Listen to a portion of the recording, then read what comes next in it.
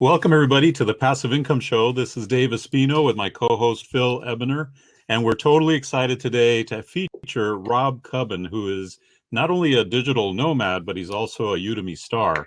And so he's going to be talking to us about teaching online, about digital nomading and what that's all about.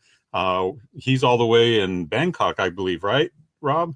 Correct. Yes, Bangkok. That's right. Pretty amazing. So we have a special guest tonight. We're going to learn all about his insider secrets to doing well on Udemy and teaching online.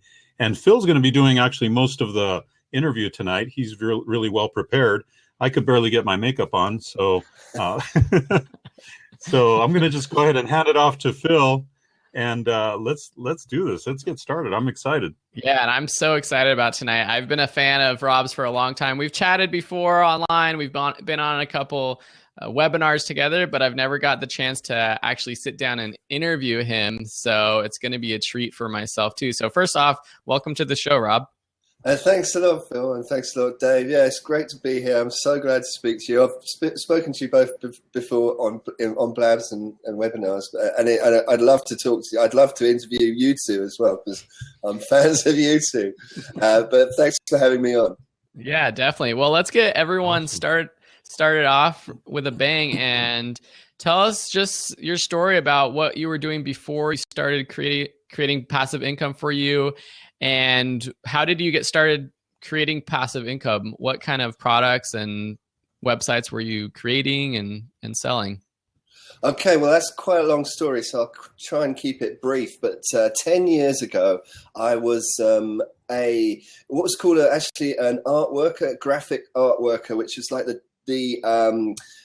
low life sort of first rung on the ladder in the design chain. So it's the guy that takes the creative designs and puts them into artwork, which is ready for print. So this was print design I was doing. So and it was involving Photoshop and other sort of desktop publishing tools. So that's what I was doing, and I set up a business and started doing it from home. And then I started getting into web design. I taught myself web design and WordPress. And I started blogging as well 10 years ago. And from the blogging led to videos and ebooks, and eventually into Udemy and selling courses online. So the passive income has been growing through the last 5 years or so, and the business has been growing through the last 10 years. And so that's a potted history. I'm from the design background, but I'm obsessed with online, making money online and online marketing and passive income. Blame Tim Ferriss. I don't know.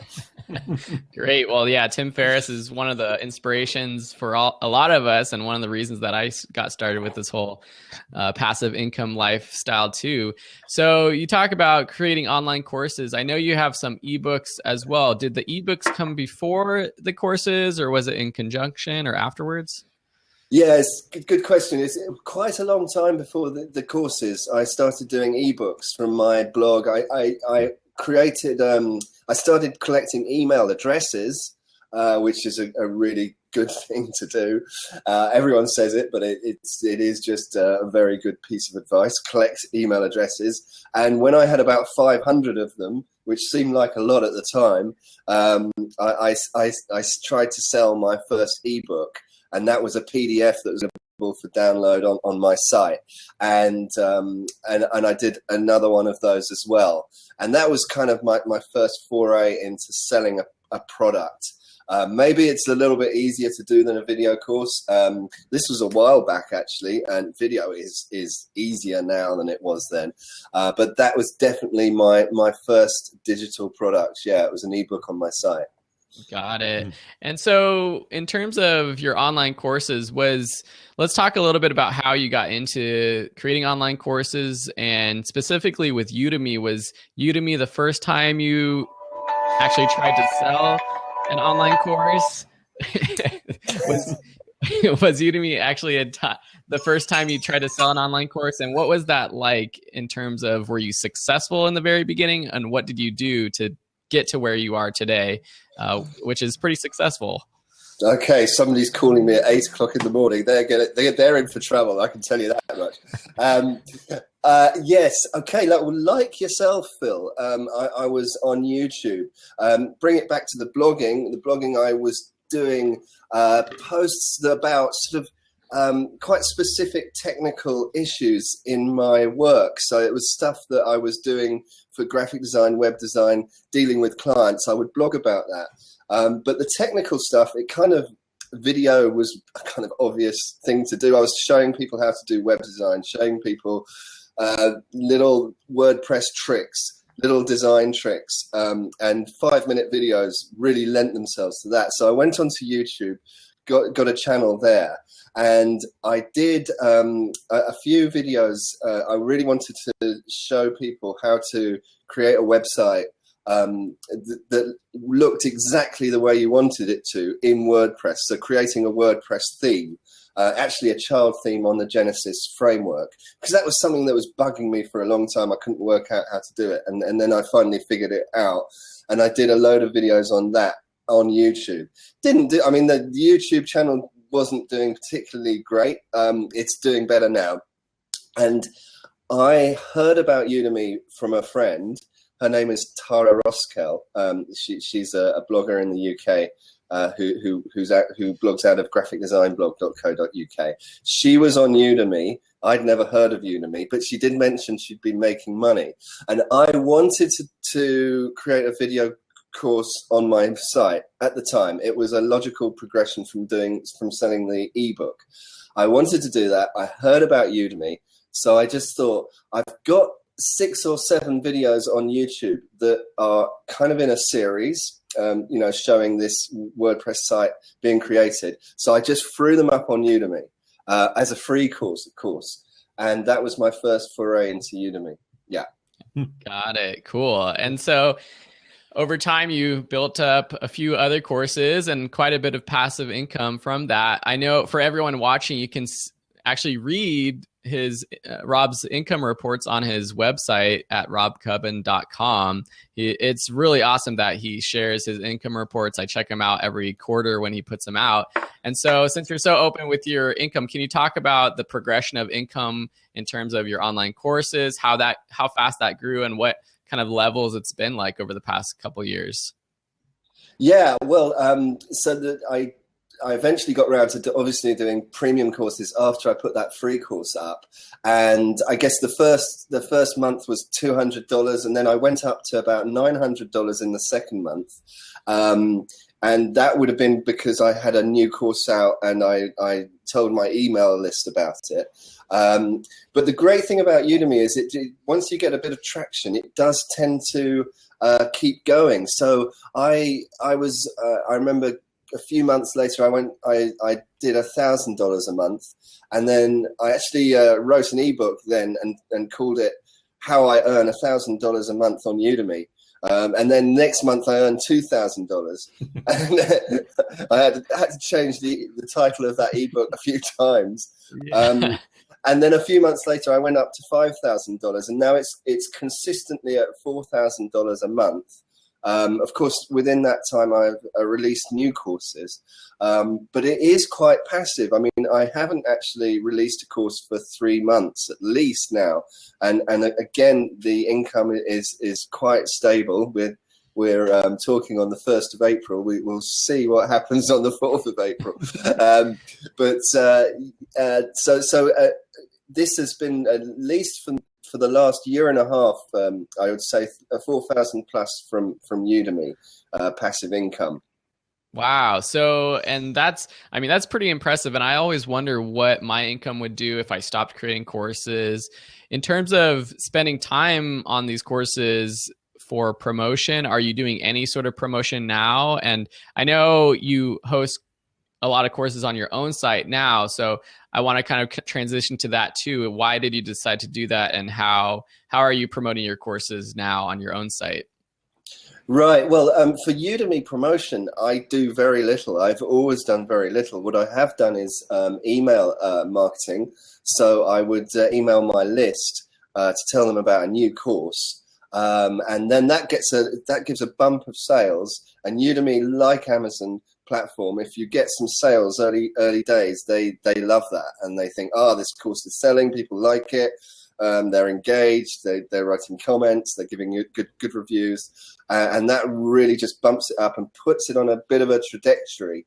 So that's what I do with Udemy. I mean, it's what I do with everything. Email marketing and building an audience for me is the easiest way, cheapest form of marketing there is out there. It's probably not right for everyone, because not everyone would have an audience and a list. But if you can build an audience, I think it's really helpful. And so moving on to the site. It's the same again. I've just sold one of my courses. I made $1,000 in the last sort of 24 hours on my site, and that's because nice. I emailed an offer, and I've taken a course off Udemy, so I can sell it on my site for a sort of a higher level, and I'm still sort of feeling my way around there, but. It's a work in progress. I'm continually sort of trying to improve the courses and the offers on my site, and also I would like to create new Udemy courses, but I haven't had the time recently. Great. So, Dave, do you have any follow-up questions that you want to ask before I jump back on? Yeah. Actually, it's funny, Rob, because you're saying that you're making about $4,000 a month in passive income without really trying. So imagine if you tried a little. Well, I do. If you worked at it. I do try other things at the same time.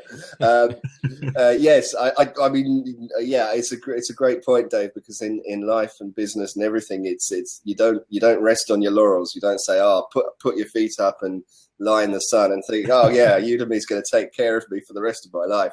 I certainly don't want to say that I'm doing that, but I do have some other things to do, and which is kind of spreading the risk, spreading all my bets, and not relying on Udemy too much. And actually, there's a question from Sergey. I don't know if I should put this in now, but it kind of goes to what we're talking about. And he says, do you live off my Udemy earnings only?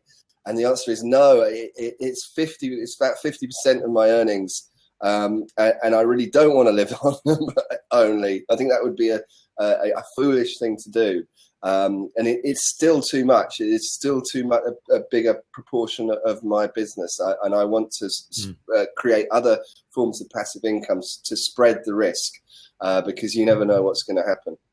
Yeah, and that's how I feel too in terms of Udemy. If I lost all of my Udemy income, I think I could still live off of my other passive income. And I have a wife who works too, which is nice, makes it a lot easier too. But losing Udemy would be a huge chunk. So it's super smart to spread your streams of income. Dave, do you have another question? Yeah, I did want to ask Rob, what niches or what categories are your courses in, and how many courses do you have? Okay, so I believe I have around about 15 or 16 courses. The categories are, WordPress is a big one for me, so it's web design and specifically telling people how to create WordPress websites for clients, actually, which brings me into my other big niche, which is running a web design business. So a course that explains how you can stop freelancing and start becoming a business, thinking of yourself as a business, even if you're running it from home, getting clients, treating clients properly charging for your own work, building up residual income from a web design and graphic design business. That's a big one, but I also do general entrepreneurial courses like email marketing, content marketing courses, and that would be the sort of basis of what I do, and 4 or 5 of them are free as well. And I do a lot about selling ebooks and video courses. So the technical details behind that, and also about what I've done, which is build an audience and an email list. So that's the sort of stuff I do in terms of my course production. Those are great topics. Yeah, well, they're the ones that are close to my heart. They're the ones that I make money with, basically. The stuff that I do that makes money, I create courses on because that's where I feel that I've got the most to add, and I'm sure that's basically what you do as well. Yep. That's great. So, in terms of building your audience and your website, you've been doing your website for a long time.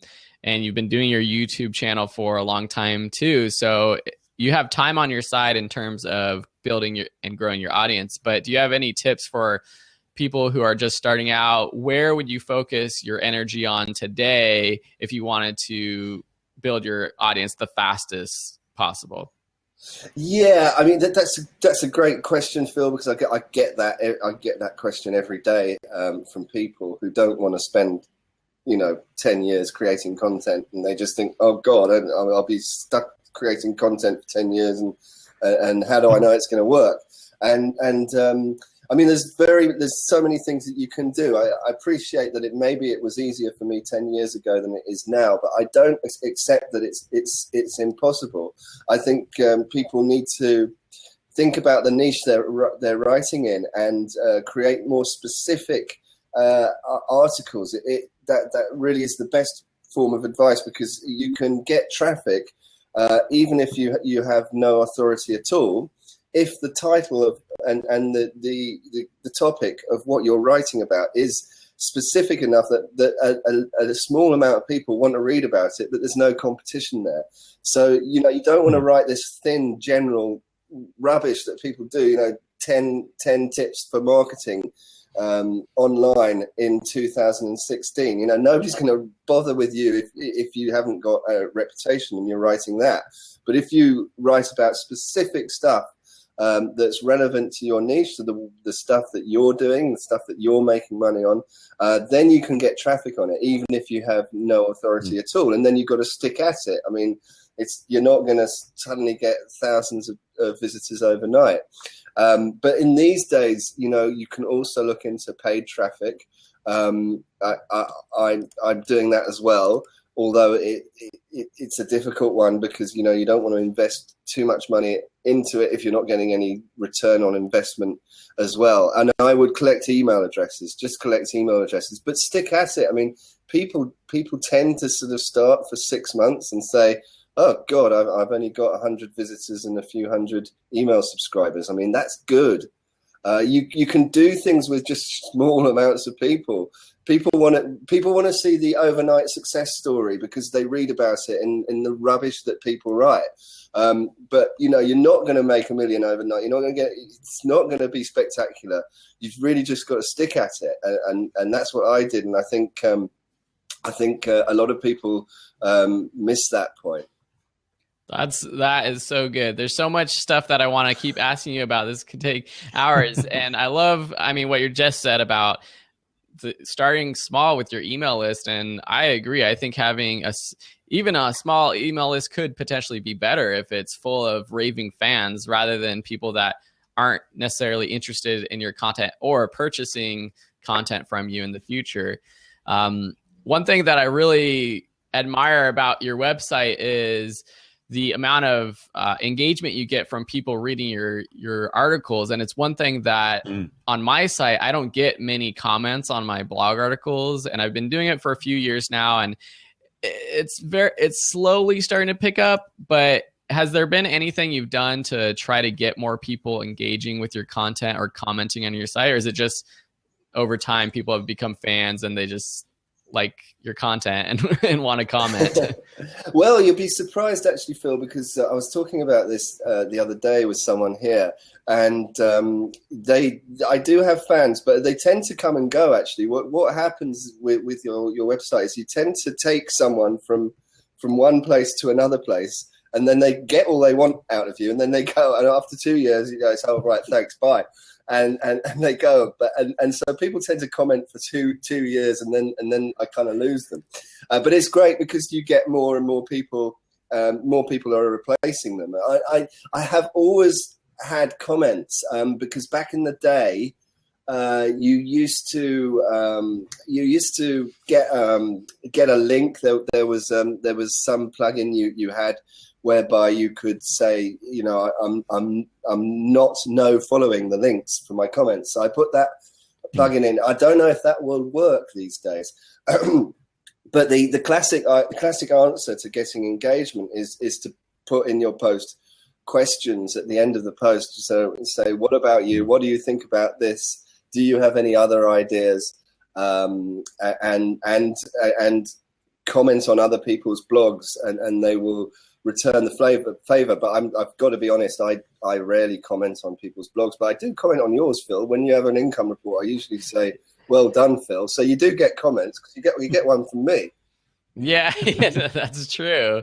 And actually, that brings up a good question. I'm skipping ahead to a question I had about the passive income reports. And I was doing passive income reports for a while on my blog. I'm still doing them I put them in my online course about teaching online, but I've stopped putting them on my website.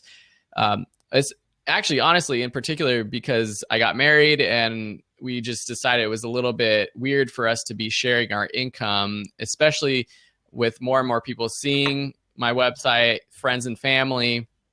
So I just wanted to ask you first off, why do you like sharing your income? And do you think more people should, or you think someone like me should worry about putting my income out? There's people on both sides of the fence. Yeah, I mean, that's a huge issue, Phil. You say, why do you like sharing your income? And the answer is, I'm not actually sure I like it all the time, because it's not for everyone. I tell you, it's not for the faint-hearted. You're really putting yourself out there. And, I'm not sure if I'm happy about it. Sometimes the income's not, I really wish it was higher. I'm showing, a little bit of failure here. And I'm reluctant to invest the profits. So I show greater profits. And therefore my business hasn't grown as much as it should have. And some people, you get a lot of hate. Some people attack you for being for boasting about it, and some people attack you for not earning enough. So it's not great. I wouldn't say I would never advise anyone to do it. However, on the other side of the coin, you get huge engagement. People are really, really responsive to it. The one thing people mention when they meet me is usually the income reports, how much they like it. And people are really appreciative. Other entrepreneurs especially say that is the one thing that really helps me, because I can see exactly where your money's coming from. And I only publish my passive income. I don't ever publish my active income, the stuff I get from clients, from web and graphic design work for clients. So that whole thing is hidden, and it's bad enough. I have received enough flack from it that I really respect anyone that does it. And many people do. There's still a lot of people out there that do it. And a lot of people who start and then stop. And that is fair enough. It's up to your own personal decision. And I respect everyone who does it, and I respect everyone who doesn't do it, Yeah, no, I think that's so true. People like me, when I was starting out teaching online, I love seeing other people's income online. You just posted an article about your favorite passive income reports, or people doing passive income reports. And of course, Pat Flynn is on there. And yeah, he's kind of the godfather of that, in terms of he was the first person I saw. And I still check out his income reports and see how insane they've become lately. But it's nice. It's kind of cool to see that, I'm at the point where he was, like a year or two after he started. So that's cool. So anyways, enough about passive income reports. I want to get back to the online courses. One thing you were doing earlier, maybe it was later in 2015, was you were holding a series of webinars. And I was wondering what the process was. I'm sure a lot of listeners, if they have their own classes, might have thought about doing webinars. Was that something you did to try to promote and sell online courses? Was it just an additional resource you gave to people? Was that successful in terms of whatever your goals were? It wasn't successful in terms of getting new audience. However, to answer your question, yeah, it was the main point of doing it was to sell one specific course on my site. Whereas I mentioned I made $1,000 in the last 24 hours. It was that course that I'm talking about. So the webinars were specifically about the content of that one course, and I did 3. The last one I was in Chiang Mai, and it was the worst experience of my life. I went, the first 15 minutes were dead. I couldn't get online. I couldn't connect with Webinar Jam. I'll mention that product because I nearly said a rude word there. But, do we have a beep button here? I'm looking for the beep button. Their support wasn't particularly helpful while I was pulling what was left out of my hair out. And then I finally got online, and then I haven't done one since then. It was such a traumatic experience. But I've collected those, edited down those webinars, and the people on them really like them. And you get the Q&A. This is what's great about Blab. But you get the Q&A on webinars as well, and they are attached to my new course, and you can only get them there now. So it's a content. It creates content as well as creating great marketing at the time. But it depends on how much you want to market them. Because I know a lot of people spend a lot of money on Facebook in order to get people on there. And then you get the people on there, you get their email address. I didn't do that so much. I did it more for my own existing audience. Got it. Okay. And so do you have a webinar platform now that you enjoy using or recommend? No. It's a tricky one. It's like membership sites on WordPress. There's a lot of them out there, and for me, there's no clear winner. And I've tried only 3 of them, so I'm not at liberty to say the best webinar software out there. It's certainly not Webinar Jam, anyway. Put it that way. Okay, thanks. Hey, Rob, have you tried Zoom.us? No, I haven't tried that one. That's a really good. That's a good service. GoToWebinar is still kind of they're kind of the standard, right? But Zoom.us is right up there, I think, in terms of quality. I agree about GoToWebinar. I did consider that. I just thought it was a little bit too expensive for what I was doing. Yeah. But, Zoom.us, okay. I haven't got my pad in front of me, but I'll have to make a mental note of that. Yeah, they're good, and they're a little cheaper than GoToWebinar, and they provide good quality. What I liked is the good quality video and audio that they seem to have over GoToWebinar, right up there with similar quality. So, and I don't remember the specifics. I think I'm only paying like $10 a month for 50 seats. Okay, something like that. I could be wrong. It might be a little more, but I think it's under $10 for 50 seats. That's not bad. Yeah. So we're about halfway through the show, and I actually want to jump to some of the questions from the audience before we move on to some more questions that we prepared about your digital nomad life, because I think that's something that's very interesting to me. And Dave hinted to me the other day about him possibly dreaming about doing that with his family. So before we get into that, we got some sort of quick questions we can answer. Johnny Ray, one of our biggest fans, asked, do you make money as a Udemy affiliate as well? I do, yeah. Not a huge amount. One thing I do that nobody else seems to do is that whenever you link to Udemy, you can make that an affiliate link. So like the homepage.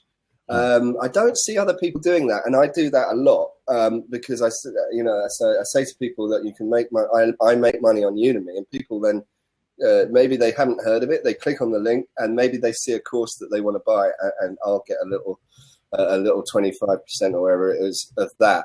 I also did Nick Loper did a great article at the end of the year saying the best Udemy courses, which is pretty easy.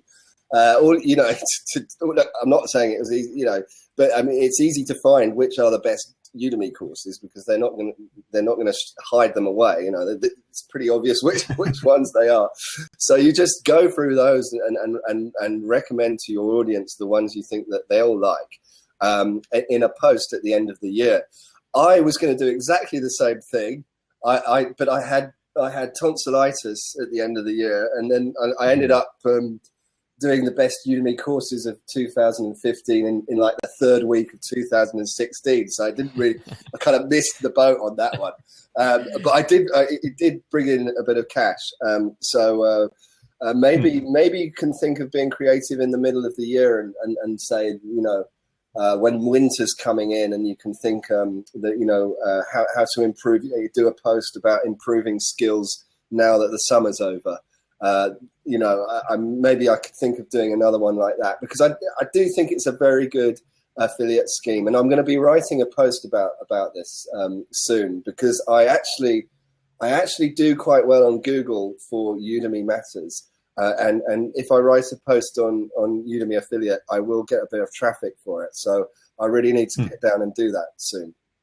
Yeah, and I know Nick, I think he told me when he maybe interviewed me or something, but he had made a few $1,000 at least from that one post. So doing posts like that is really cool. And obviously his audience is interested in a lot of the courses he wrote about. And so I think that's important, to share courses that your audience might be interested in. It just made me think that since a lot of my audience are photographers or video creators, I could write a post with, you know, the best 10 photography courses. And even though I have a course on there, maybe there's some niches in there that I don't have courses on, or I would never teach, but my audience would still be interested in. And so I think that's a good idea of doing that from time to time, to just make some extra money on the side. So yeah, that answers that question. Let's move to Ty Guy's question about your thoughts on the recent Udemy pricing changes. I know you kind of mentioned or talked about that for half a second, and you actually are taking off a course from Udemy, which is something that, you know, when they announced these prices, I heard a lot of people talking about, whether we should do that or not. And you actually did that. So can you just talk to us about your thoughts? Yeah, I didn't take the course off because of the price changes. Okay. That was completely a separate idea. It was my the course that I was very pleased with, but I didn't think enough people were taking it, and the ones that are taking it weren't engaging with it properly. So I put it on my own site and charged more money. So hopefully the people who take it now will engage with it and take it and take action with it. To answer, I'm quite positive about the changes.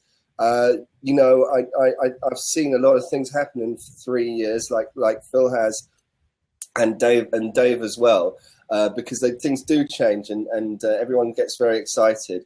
But usually things settle down and improve. I like. When I first went on Udemy, Phil, you'll remember this. I priced my courses around $20 to $30 and sold them at that price. It was back in the day, and then it got ridiculous, and everyone put their courses on for $300 and sold them at $10. And I just think it devalues the whole thing a little bit, and the customers you know. If there's one thing people complain to me about Udemy, it's the discounting. So I like the fact that the courses are on there at the proper price. You know, that's what they're worth, hopefully, and that's what you have to pay. And then people will come onto the site and just buy things that they want to buy instead of waiting for discounts and sales. Although I'm sure discounting will still play a big part, because this is online marketing, and it always will do, because that's just the nature of people. You need to give them a reason to buy. But I like the fact that it's more, the price is more in tune with the value of the course. I would prefer that, I think. Got it. Nice. Ted messaged me saying my audio is echoey, so hopefully that's not for everyone. But yeah, I found that even lowering prices on my own site, because I self-host my courses using Teachable, and I changed my course prices to that $20, $25 range. And I've had quite a number of sales organically without discounts just happen over the past couple of weeks. And that didn't happen at all. And so it just goes to show that the people are willing to pay a certain amount for online courses. And unless it's a super premium product with a very nice sales funnel, you're not going to be able to sell a course for $500 just by putting it up on your website and not, having people go through some nice sales funnel. So I think it's going to be a good change as well. We got one more question I'm going to bring up from James, one of our other followers. He says, I've over 30 years experience in civil engineering plan preparation, and we'll be doing a Udemy course to help the newbies. However, how do you come up with something out of your normal experience? Yeah, that's quite a good question. I had a question similar to that in my inbox the other day, and it was from a lady who had 30 years experience of corporate training. And she was saying, I've been doing this in the corporate world, but when I put the course on Udemy, how do I differentiate it? James has civil engineering experience, which I think is a little bit better because it's a bit more nuts and bolts, because he could go into lots of different niches, lots of different specific areas of his knowledge and create courses about that. But I think that for that lady and James, I think a great bit of advice is how you make money yourself. So, and if you can make it entrepreneurially as well. So I was making money from graphic and web design, but I was doing the whole job for a client. However, in the corporate world, you tend to do your little bit that you know very well, but then when you're finished with that bit, someone else takes over from it. So what would be great for James and the lady to do is to try and take their experience into the entrepreneurial world and see if they can then make money from it. And then they will learn about the whole process instead of that little thing that they do in the corporate world before they hand it over to someone else. And I think that would, even if you can think about that, I think it will help people, because otherwise maybe your experience will come over as a bit dry and won't help other people specifically. So I would try and make money at freelancing or on the side, and that will really inform your courses, I think.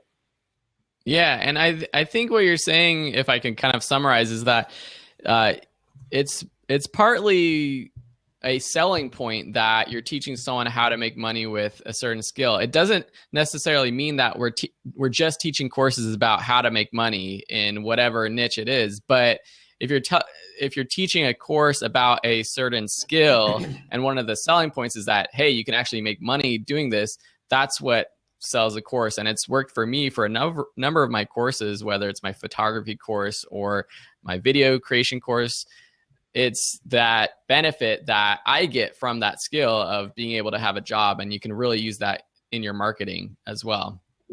I think it's not all about money, but it kind of validates what you're doing. I think, because it's a great leveler. If something you're doing is not making money, then it kind of you maybe need to go back and tweak it a little, and have a look at something else. Yeah, and I would say that a lot of people, while they're searching on Udemy just to learn a new skill for fun, there's probably more people trying to learn a skill on Udemy to advance their career, to make more money, to do those kinds of things as well. So I want to ask you about being a digital nomad. I don't know if you like that term or not, but we're going to call you a digital nomad living over in Thailand with your passive income business. Let's kind of go back to the beginning. What prompted you to want to move to Thailand? It's something that I've kind of dreamed about being able to move around the world, do business wherever I want. And so what was that process like for you? Had you always dreamed of moving to Thailand or to another country? Yeah, I mean, it's a long story. I came here traveling about 12 years ago. So I saved up some money. and I came here and I loved it, and stayed here 3 months. And then when I went back to London, of course, I had no money, and I had to work very hard to sort of get back to where I was before, and maybe for another year. And then I had enough money to go again for 3 months, and then would lose all my money again. So I think that's what a lot of people do if they're freelancing. And I meet people out here. It's quite sad, actually. I meet people out here, and they're on their 2-week holiday. And they say, "What do you do back? What do you do back in England?" In fact, the 3 questions I get is, "What do you do? Where do you live? Who do you work for?" And I try explaining that, especially to a Thai person, and it just drives me mad because I don't live anywhere, and I haven't got a job, and then they think I'm a criminal. But that's just the way it goes. So I was I'm very, as you know, my business has been going for 10 years, and during that time, of course, I have been location independent. I was married, living in suburbia with a dog and a cat in 2011. But the business was kind of location independent, even though I always sat on the same desk in the spare room. I split up with my wife. We decided to part ways, and we never had children. So I was then free, and of course I'd read about Tim Ferriss and all that, and I would follow bloggers who were living in Southeast Asia, and the DC, and I was very interested in it. I love travel. I love excitement. I love meeting people from all around the world, and the 2 things together.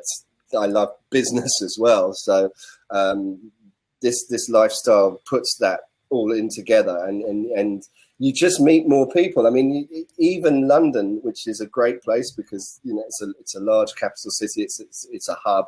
I would meet less entrepreneurs in London than I do in Asia. I mean, I met about 15 of them the night before last here, and that's just because I just ran into someone. I'm continually bumping into people that I know online out here in Asia, and you just the business opportunities and the conversations you have, they're just worth $1 million, and it's just great fun as well.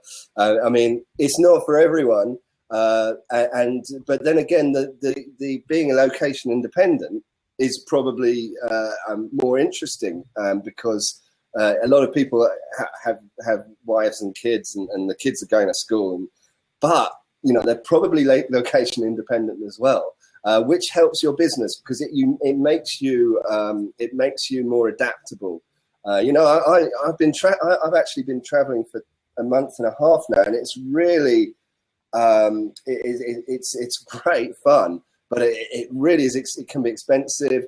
You need to find a place. It can be very trying. You suddenly have a lot of work on, and you realize you need to check out because you haven't booked your apartment, and so there's all sorts of these issues that you have to deal with. Internet speed, but it makes you very nimble, and it makes you a better business person. In some ways, but it's not for everyone. But it's a great lifestyle. I'll have to write about it one day. Yeah, definitely. And so for someone, I mean, I'm not going to be moving to Thailand anytime soon, but I know a lot of people who talk about this idea of wanting to move somewhere to live that lifestyle. And so for someone on the fence, I feel like people are always worried about, okay, what are the logistics of this? How am I going to find a place to live? And then things like the internet and the language barrier. So what practical advice do you have for how did you find a place to live in Thailand? Are you renting an apartment? Are you doing Airbnb? And then we got a great question from Ted in the comments about what's the cost of living in Thailand, because that's a popular place for entrepreneurs. Yeah, well, there's a reason why it's a popular place, and that's because all of those things that you talked about are really good here, especially Chiang Mai in the north, which was the place that I've spent most of the time in Thailand, because you can live in Chiang Mai for $500 a month, and quite easily. And the internet's good. There really isn't a language barrier because they're just so set up for tourism. Thailand has been such a tourist destination for decades and decades and decades. The whole infrastructure is brilliant. Traveling around between cities, you're just jumping on a plane. It's a $50 a go. You can get anywhere. You can go to Vietnam. You can go to China, or you can travel internally in Thailand. I turned up 10 minutes before my flight arrived, both going to Phuket and coming back to Bangkok, and I managed to get on the plane. That wasn't my fault. That's because the taxi driver, just got lost, and they told you, oh, you'll be all right, And then you get to the airport and they go, where have you been? But you can still get on the plane. Wow. To answer the question, it's pretty easy. It's the sort of thing you do stress about. It's leaving is the hardest thing. The hardest thing is sorting out your stuff back home. And then once you get off the plane, then things start getting easier. And to answer your question, Phil, you hire a motorbike and you drive around and see if you see a place you like, a condo, then you ask them how much a month it is, and the longer you stay here, the cheaper it gets. So if you can rent out some great properties for sort of $200, $300 a month, and you'll be living in a very nice condo, and you'll have all your sheets cleaned and your laundry done, and you won't have to cook because there's a great restaurant down the road. Wow, sounds pretty awesome. Quick follow-up question: is medical coverage good in Thailand, and do you have to pay out of pocket, or how does that work? Yeah, I was sick once, and people told me to. Oh, it's beautiful eyes. I do like cats. Is it Siamese? Wow. Talking about Thailand. Thailand. Yeah. Yeah, I was sick. Cat's ready to go. Yeah. Get on the plane. If you've got pets, it's probably not a good idea to bring them to Thailand. But if you get sick, the quality of care you get and the prices are very cheap. I went in, I saw someone straight away, and she said, "Look, you've got flu. There's nothing wrong with you. Just go home and sleep." And she spoke perfect English. I saw her in about 5 minutes, and it probably cost me only $5 because that was in Chiang Mai. Nothing ever costs anything in Chiang Mai. It depends on your illness. I mean, don't quote me on this. But for general, if you break your leg, you'll be all right. But I don't know, if you've got some more serious complaint, then you probably need to go back to this. Well, in my case, back to England, and I'll get it for free. But not very great. Got it. So, Dave, is this making you a little wanderlust? Are you going to pick up your family, hop in the van, and start cruising around the country? Well, that totally depends on what the skate park situation is over there. Oh, yeah, we talked about this, and you're like, well, SoCal has the best skate parks, so I don't know if I can move anywhere else. It's kind of hard to leave that. I haven't seen any skate parks here, but I'm sure they have them. I've seen what you do, Dave. It's just amazing. You get me on one of those, I'll make you laugh. I tell you, I'll be falling over within 5 seconds. But I know. That's great. That really is great.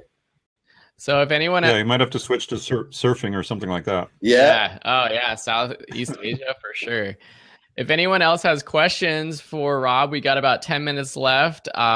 We can open up the seat if anyone wants to join in. I have one more question just for Rob, a two-parter. One is, do you ever get worried about your passive income decreasing and not being able to pay for this lifestyle? It's something that I've just kind of worried about this entire time that I've been doing this. And what are your ultimate goals with your passive income? Is it just to kind of just be able to do this for the rest of your life? No, I want to increase it. I want to increase the streams. I'm going into other business ventures. I want to sell my courses on other places. I'm continually looking into that. As you know, Phil, and I'm sharing my results as well. No, I think I need to increase it. And another thing is because I give the income reports. It's nice to think that I can help people in their own businesses as well. So if they, if I can increase my income, I think it will help them more as well. It just makes good business sense to look to grow your business and to put your feet up and relax on the beach. Is probably a bad idea. So I wouldn't say I worry about it, but I definitely want to increase it, and will it be always looking for ways to do that in the coming years. Yeah. Great. So we got a question from Sumaira asking, I've heard time and again that building a student base by offering a course for free for a couple of weeks is optimal, as when you put a price on it later, potential students will see you have a following, making your course more attractive. Is that a good hook? Is that one of the ways that you have you used that technique before, Rob? Made a free course a paid course? Yeah, I've done that. I have done that on Udemy with a couple of my courses. No, I wouldn't say that's to have a free course and then put a price on it. You know, I mean, if you want to do that, fine. But what I would say, and what Phil does as well, is do free courses. I do think it helps to do free courses. I think if you're making a premium course, then you can think, hey, can I make a half-hour free course introduction to this and give it away for free? Can I give some really helpful tips and then give it away for free? I mean, that it's just it's a nice thing to do, and I think it improves. I think it's great marketing for your premium course, and that is something I've done a lot of, and I'm sure that helps. I think I've got 5 free courses on Udemy, and it just improves your brand. I mean, because they fill up with students quicker than the paid courses, surprise. So there's thousands and thousands of people there, and I just think that's great, and you can send them educational announcemements. Was the question specific to Udemy or not? I'm not sure. I think they were talking about Udemy, but I don't know if that's necessarily what you can do it elsewhere. I'm sure too. A couple of quick questions. Johnny Ray asked, do you do any public speaking in Thailand? Yes, I have done, because in Chiang Mai and Bangkok, there are communities here of people who do online stuff because it's a kind of hub around here for that sort of thing. Ho Chi Minh City in Vietnam is another place, and there are several. So I've been lucky enough to be invited to a couple of conferences and talk about this sort of stuff. Udemy, making, passive income, selling courses, or entrepreneurial stuff. And there's some great conferences. I'm here in Bangkok. I came here specifically for a conference as well. There's definitely potential for that as well. Although I don't get asked that much to do it, unfortunately. Well, hopefully more in the future. So have you done any couch surfing, Johnny Ray asks? No, I haven't, but there is a possibility of doing that. In fact, I met a friend of mine here in Bangkok another time, and he was flat sitting or apartment sitting, and I went round to his place, and he had a really nice condo. I had to look after a cat because somebody was away. And so it's very possible to live if you want to really live cheaply. I'm getting too old for that. I like my creature comforts, so I tend to pay for my accommodation. But so I'm not the right person to talk to. But if you talk to a younger guy who's not making any money, then they'll help you on that one. That's great. One more question in the chat from Meg's Minutes. How do you secure your hotspot at public internet cafes? Are you worried about that, or do you do that? Yeah, occasionally you are advised to use a VPN, some sort of protection for yourself, and I do have a couple of those. I don't always use them. I've got to be honest. And nobody's ever stolen any money from me. So no, that's terrible advice. Don't take it. But nobody has. So get a VPN and change your passwords and secure the actual devices as well. So if anyone runs off with my laptop, they'll or my phone, then hopefully I'll be okay. And I have Prey and a couple of apps for the event of theft as well. But Thailand is a very safe place, so it's unlikely someone's going to run off with my laptop. More likely, it's going to die at some place where, and that will give me problems. But so far, it's okay. Yeah, maybe fall into the ocean when you're sitting on the beach doing all your work. Well, I'm going to have one more question, and then I'll let Dave wrap up the show. And I just want to say thanks to Rob for coming on. It's been such a pleasure. And for anyone that's watching this now, thanks for being on the show with us, asking great questions. And for anyone watching this in the future, I hope you enjoy the show as well. And I just want to ask for all of the viewers, if someone's kind of new to teaching online courses or creating passive income, what inspiration, words of wisdom, advice would you give anyone who's starting out in this whole field? Well, I would say enjoy yourself. Make sure you enjoy what you're doing. Enjoy creating the free content and enjoy creating the paid content, because that's what I do, and I'm sure that helps. It really gives me a buzz if people say, "Oh, Rob, you really helped me out on this tricky WordPress issue. I'm a little bit of a geek, and so I really love that." And I love putting the courses together. I also enjoy watching my Udemy income reports as well. So it's not all about giving it away, but I do think it's important to enjoy giving stuff away for free as well as enjoy selling stuff.